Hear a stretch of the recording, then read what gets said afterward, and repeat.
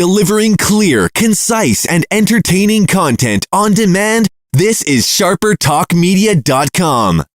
Join the community. Welcome to Higher Up, the podcast designed to help you take your business to a higher level. Get the latest news and updates on everything human resources. Unlock the occupational DNA so you can identify, select, develop, and retain top talent. And now your host, John Beck.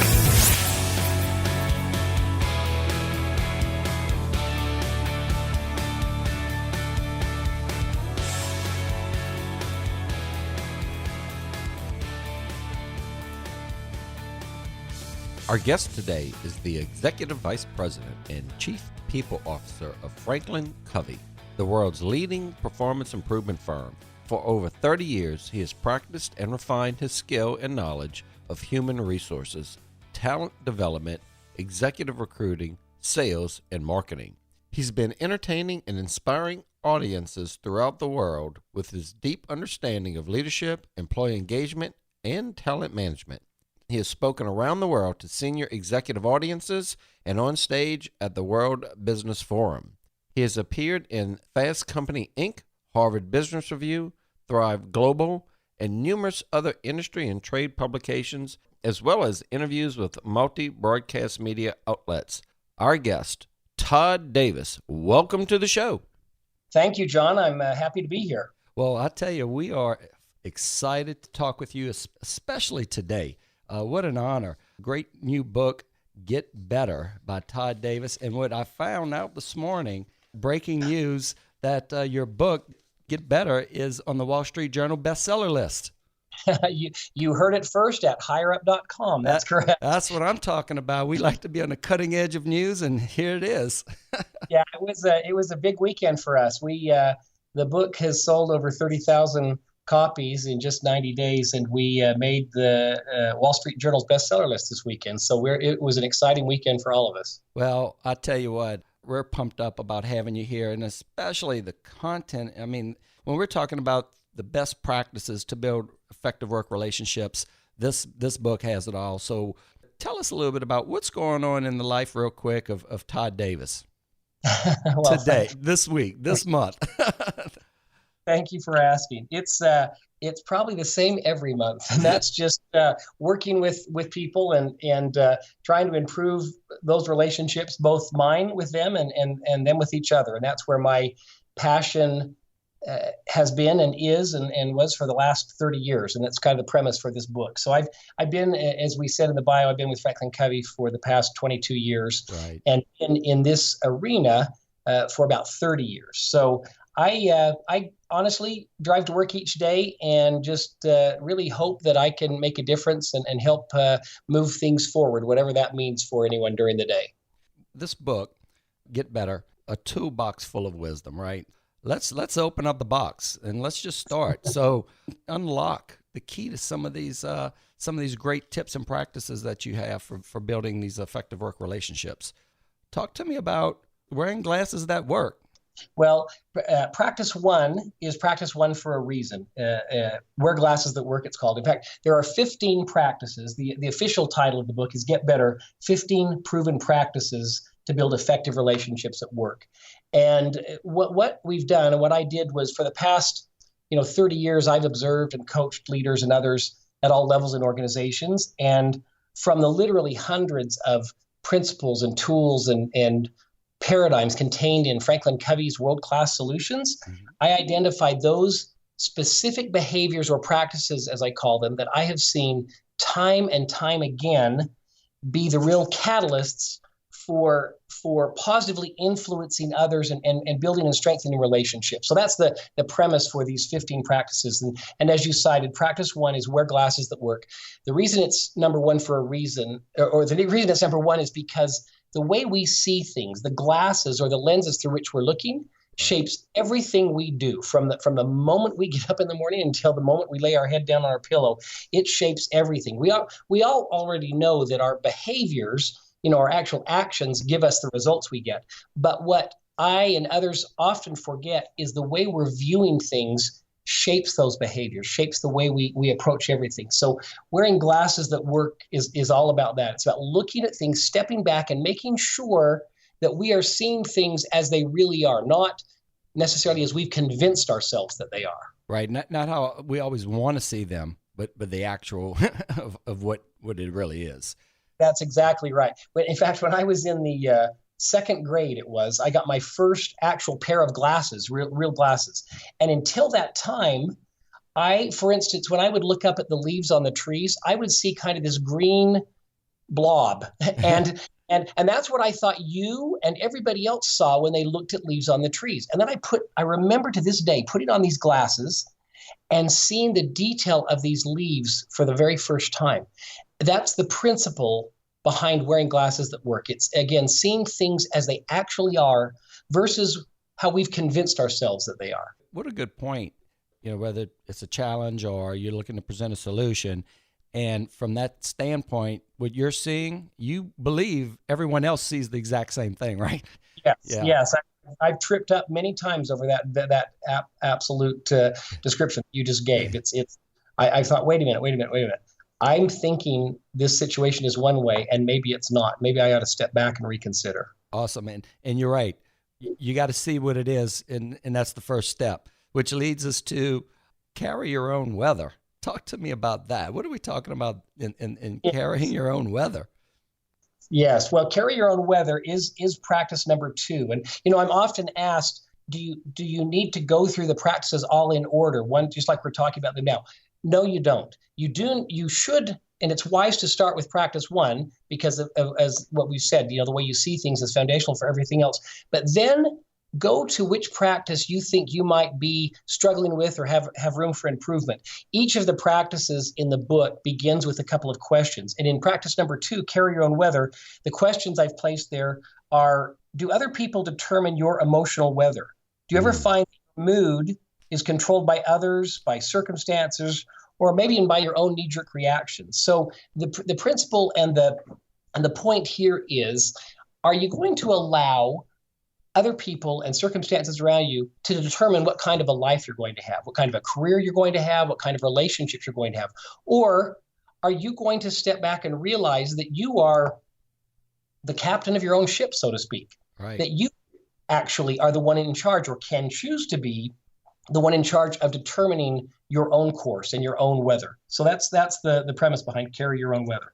I like that. And how many times I've heard him working with a particular organization or a client that didn't go quite well, and they want to say that, oh, that's ruining my day, or, hey, get in charge of your own day, right? Take the reins.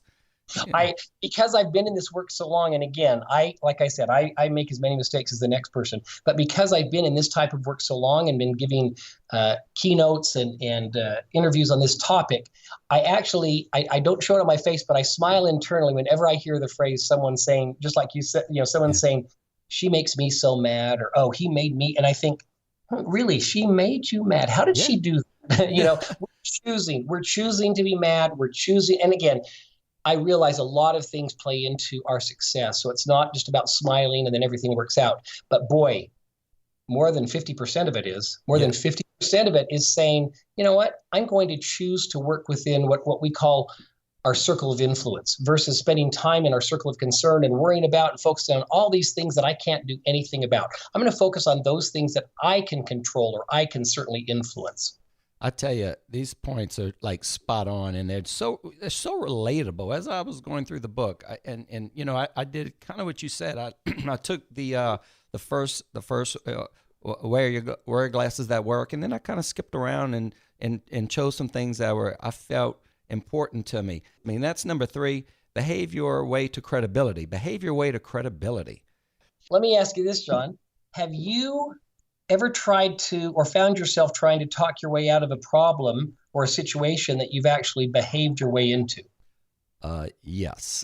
Yes. You're a humble and honest person, because you know what? We've all done that. It's hard to admit, but we've all done that. And we've all been in situations where maybe our credibility is not necessarily in question, but we need to increase our credibility. Mm-hmm. And so the point in this particular practice is credibility is the makeup of many things, but they fall under 2 camps. One is our character, and the other is our competence. And you must have both to be truly credible. And an overabundance of one does not make up for a lack of another. For example, John, I might be your best friend. I might be the most honest person you know. Gosh, I remember your birthday every year. You trust me to watch your dog when you're out of town. I'm just that guy that you look to. High character. And yet, if I offer to, let's say, pack your parachute for your first skydiving lesson. Right. You might want to know just how much parachute packing experience that I have, right? That's exactly it. Yeah, none, by the way. And on the other hand, it might concern you to learn that the person who did pack your parachute had maybe recently been acquitted of a manslaughter charge because of a technicality, okay? Yeah. So that person might have all of the parachute packing certifications in the world, but yet if something is off on his or her character, it gives you some room for pause. So you've got to have both character and competence to truly develop credibility. So when we're in a situation where we've either lost credibility or we need to start even increasing the credibility we've already had, it's wise to focus on both of those areas and think in terms of the other person, because the other person is the one that really has to see you as credible. Where is it that I might be lacking? Where do I need to focus? And then have an open discussion with that person so that you know what to start improving on, what to start focusing on, what to start behaving your way on as you increase your credibility. Yeah, and this isn't something that just work on one time. This is where you're just engaging this over. It's a lifetime of developing and continuing to grow. As you were mentioning in the book, competency and credibility going hand in hand. And this is a long-term approach, right? This is something that you just continue to work on. Absolutely. This focus on character and competence, these two components of credibility, it is an ongoing pursuit. The most accomplished professional, the woman who's the president of this, magnificent organization, wherever that may be, or the leader of whatever, if they stop and think, I've arrived, I don't have to do anything else, that's the moment they start to decline in their influence and their leadership abilities. So it is an ongoing pursuit for every one of us, whether you are the CEO or whether you are the receptionist at the front desk. That's strong advice. And I can tell everyone, you got to look at getting a copy of this book. Also, it's going to help you continue to build great relationships at work. So I'm going to skip around a little bit and let's jump on to number 5. See the tree, not just the seedling. I like that. Yeah, seeing the tree, not just the seedling, is all about seeing potential in others. Think about yourselves for a minute, those of you who are listening. With people, do you sometimes or often conclude that, kind of what you see is what you get? Are you quick to decide that someone doesn't have what it takes? Some people really pride themselves in their great judgment. And boy, I'm not putting that down. It is great to have that intuition and that judgment. But I have seen more often than not, whether it's in an official interview or just a chance meeting with a new associate, where someone quickly sizes the other person up and decides right then, how good of a person or good talent they're going to be. Mm-hmm. And that can be a big mistake. Again, I'm not saying throw out your judgment, but I'm saying often there is gold in them thar hills. That's right. We sometimes rush to judgment, and then we miss tremendous opportunities. I work with a lot of great leaders here at Franklin Covey, just wonderful people. There's one particular leader, and this is a really great person. To be honest with you, they're not such a great leader. They are in many respects, but they have this challenge of they are seemingly incapable of seeing potential. They have to see the fully formed tree, if you will, or the fully formed person, already at a 10 on a scale of 1 to 10, or they pass them by. Yeah. And so our recruiting team is continually trying to find, talent for this particular leader.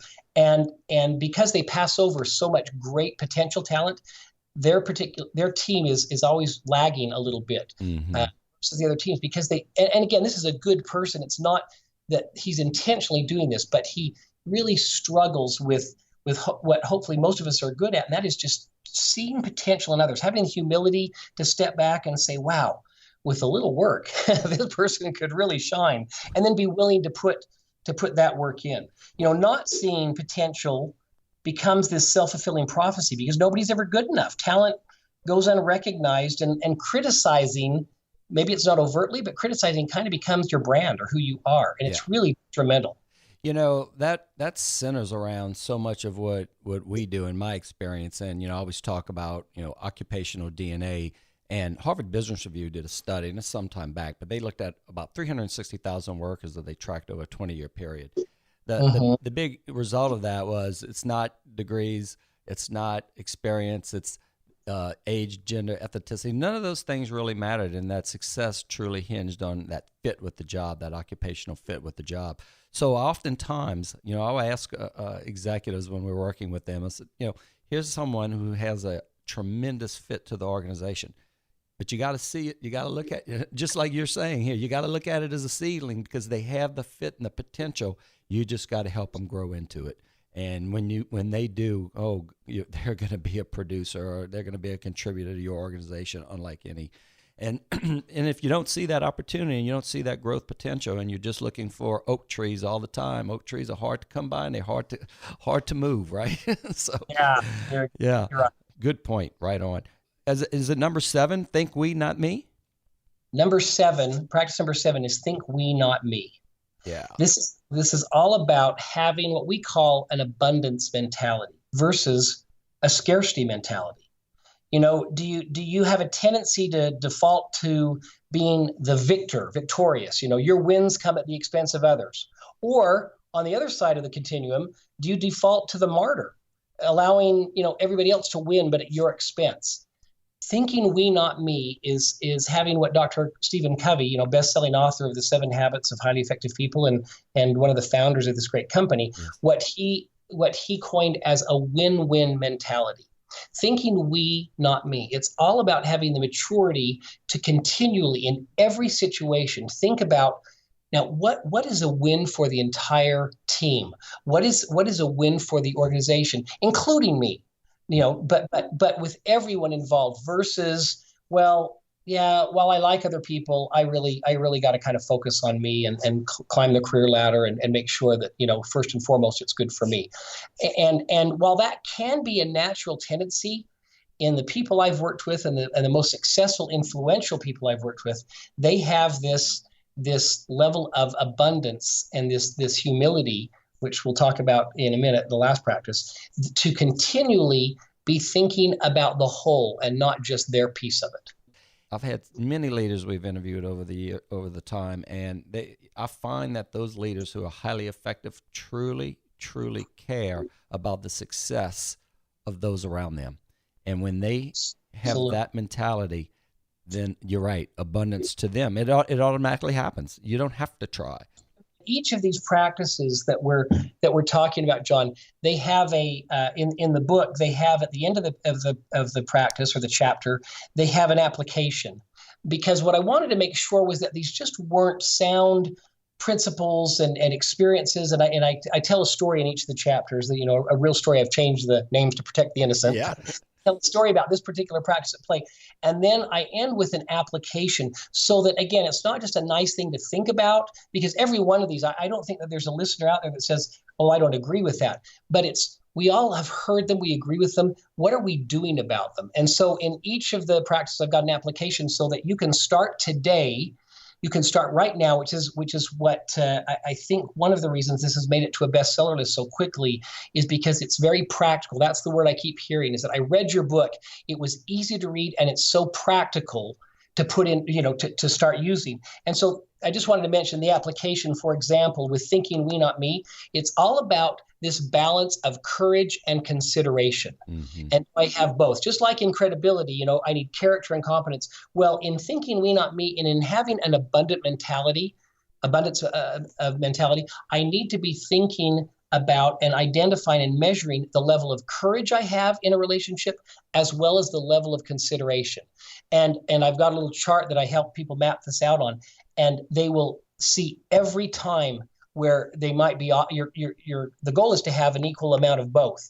But sometimes in a relationship that's not going well, it's because we're overly considerate, which sounds like a good thing, but not at the expense of not having enough courage. And then we're never speaking our mind, and we're becoming a doormat and walked on all the time. And the reverse, we have way too much courage, or at least more courage than consideration. And without even realizing it, we're walking all over people. So it's that balance of courage and consideration that really helps shape this principle of thinking we, not me. You put it into action. You're giving an opportunity for it, not just to have feel good information you find so often. However, from that standpoint, you have a practical approach of taking each one of these practices, implementing that into your life and implementing it into your career and what you're trying to do. And that, I think, is where the huge payoff is. I want to back up because this one just pops off the page at me, and I want to know more about it. So I want to back up to number 6, and that's avoid the pinball machine. I like it. I love it. It's one of my favorite ones to talk about, and it's probably because it's, again, I'm in a continuous state of improvement on all 15, but it's the one that rises to the top when people say, what's the hardest one for you to continually practicing? Avoid the pinball syndrome, practice number 6. Let me just ask you this, John, do you ever end your day and feel like you're super exhausted, you've been busy all day, and yet maybe nothing of real value has been accomplished? It happens more than I care to admit. Yeah. Well, you're in good company because it happens to all of us, and I call it the pinball syndrome. Listeners hopefully are familiar with. I'm maybe not that old, but the old pinball games, which I'm sure there are pinball apps now for all of our smartphones.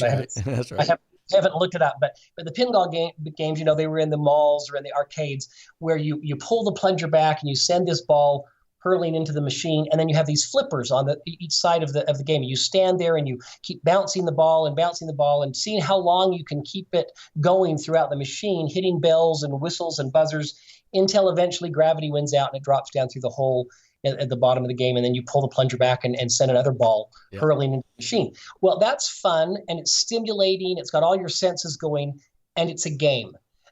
And what happens is, more often than not, we come to work fired up to make a difference, fired up to make a contribution. We have our day planned out, and then that first unexpected thing happens, and it sends us off. We got to get busy. We got to get this done or that done. And so we find ourselves rushing from activity or urgency to urgency to urgency, and knowing we're busy and knowing, we're not out playing golf or watching a movie. So we say, gosh, I'm really dedicated here. And we get to the end of the day, and we have allowed unintentionally, but we have allowed all of these urgencies, these flippers, if you will, on the side of the game to keep us going from one thing to the next. And it's the pinball syndrome. We get caught up in it. And there's an endorphin rush that comes along with it, which is what makes it so addictive. And if we're not careful, we get not only to the end of the day, but the end of a week, the end of a month, the end of a lifetime, and realize that, gosh, while we've been busy, we've allowed urgencies to take over with what is really important. Now, that's not to say that there aren't true urgencies that are also important, but more often than not, we confuse urgency with importance. So avoiding the pinball syndrome is stepping back before your week begins and saying, okay, what are the most important things I must accomplish this week? And don't make an unaccomplishable list. But what are the few things that if nothing else gets done, these things are going to get done? Then blocking out the time, and then really in the moment of truth, the courageous moment when the urgencies happen, you have the wherewithal to step back and say, okay, wait a minute, I'm not going to react or overreact to that urgency right now because I am going to stay the course and get this important thing done. And it's real easy to talk about like we're doing right now. And it's really difficult to do, but boy, when you focus on it with practice, you absolutely can make headway on this and then avoid the pinball syndrome. Every now and then you have something that just resonates with you. And when I was reviewing back to avoid the pinball machine and to put that into, just to be totally vulnerable with you and in the audience, every Monday morning I come in and the staff, we sit down and they debrief on my schedule and what's coming up and what the week looks like. And I can tell you that this morning on my 8 a.m. debrief for the week, it was a bit overwhelming of what we have going on this week. And I'm doing a lot of traveling. Of course, we've got a lot of podcasts set up, several meetings. It's just a hectic week. And I can tell you, when I read number 6, avoid the pinball machine, I felt just like that situation. I mean, it is, and you're right. I mean, and in fact, immediately after this podcast, I'm going to sit down and I'm going to reprioritize that and see what has to be done or what needs to be done. And the rest I'll have to just get to at some point. But you're right. I was banging around this morning, and that's why this is so timely for me. And sometimes these shows just affect me in so many ways, and that's what's happening for me as we're going through these. And I can tell you, if you haven't had the opportunity to pick up a copy, you really need to, because this information can help you in your career and with your relationships, not just at work, just because I'm thinking how some of this is affecting me in my home life situation and some things I can do from a personal standpoint. I'm so glad you made that point. I get asked that all the time. You know, again, the title is Get Better, 15 Proven Practices to Build Effective Relationships at Work.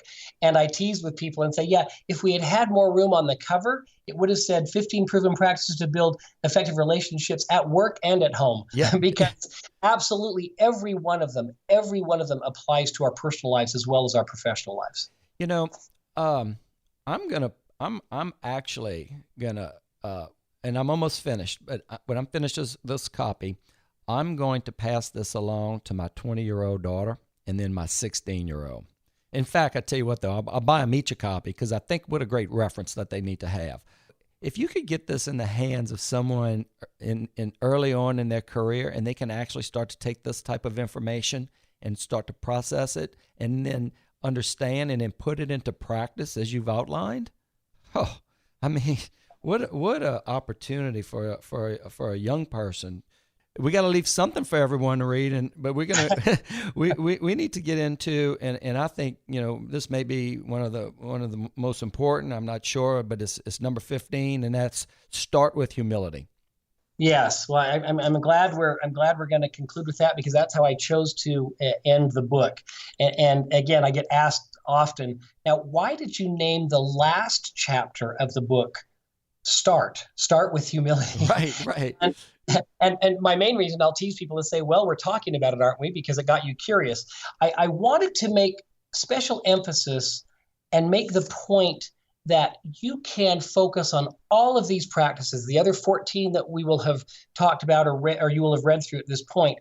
But if you don't have a foundation of humility, it will all be for naught. You know, often many people, while they don't admit it, they think of humility as a weakness. Mm-hmm. Humility is absolutely the greatest strength that we can have. Humility is the thing that allows me to say I'm sorry. It's the thing that prompts me to think, gosh, what's going on with my coworker today? Do they need my help? Humility is the thing that keeps us all curious in this state of continuous learning. It's why I treat the front receptionist with the exact same level of respect as I treat the CEO. Yeah. You know, humility gives me the courage to be honest with myself and with others in a respectful way. It's the thing that reminds me, John, to be patient with myself and with others, and to know that all of us are in a process of getting better.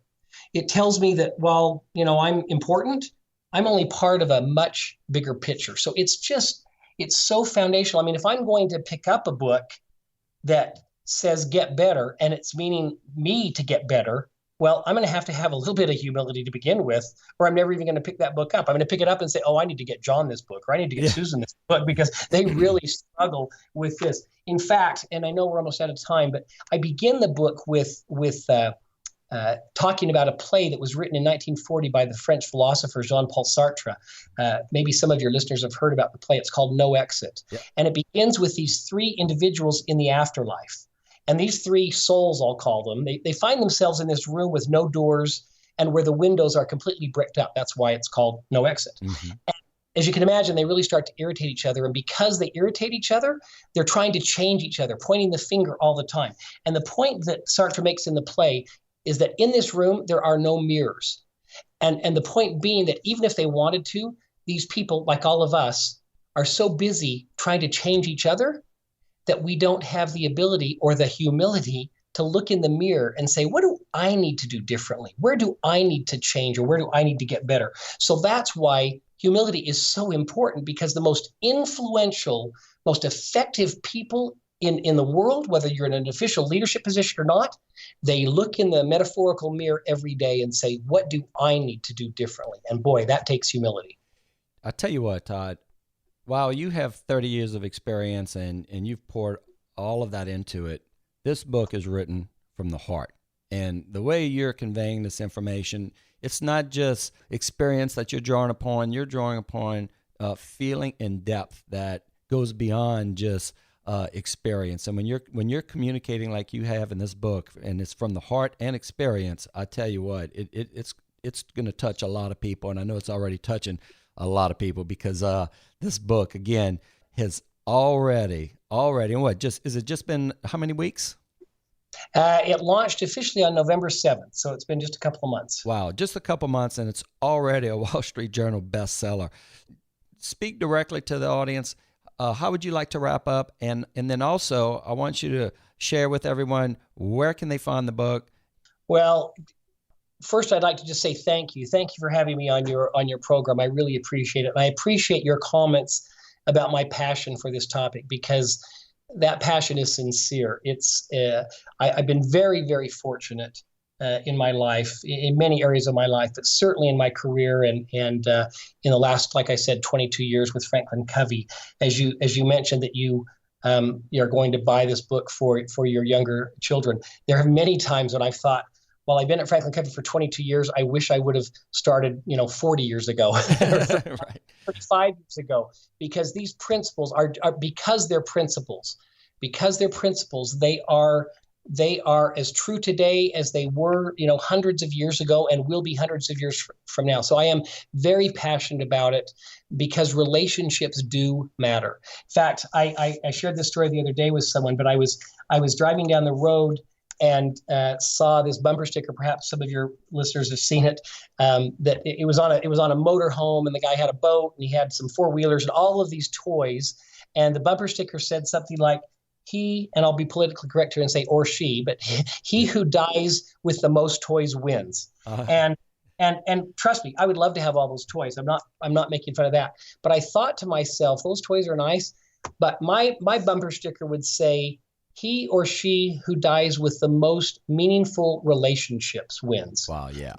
Meaningful relationships. So that's kind of my mantra. It's what I'm all about, because it's self-serving. It's what makes me the happiest, is when I can surround myself with deep, sincere, meaningful relationships. And I've put into this book the way that you can really improve those relationships. The book and all information, if your listeners will just go to getbetterbook.com, getbetterbook.com. There's everything on there that they would need to find out more about the book or to purchase the book. And fantastic. And as always, we're going to have an entire page with the podcast devoted to Todd and his book, Get Better. Getbetterbook.com. You'll be able to find links there right to his site. Of course, get all the information. Again, I want to thank you, Todd Davis, and what a great day this has been for the HUP podcast, and we are always excited about being able to break the latest news on Get Better, 15 Proven Practices to Build Effective Relationships at Work. What a great read. We know that you have your choice of content, and we always thank our listeners for signing in and putting on the HUP podcast and taking the time out of their day. And I think you'll find that the information shared today was well worth it, as we're always trying to find those nuggets. So again, I just want to thank Todd for taking time out of his busy day. Thank you so much, John. It's been a real pleasure. There you have it, folks. Helping your organization to a higher level. This is John Beck signing out.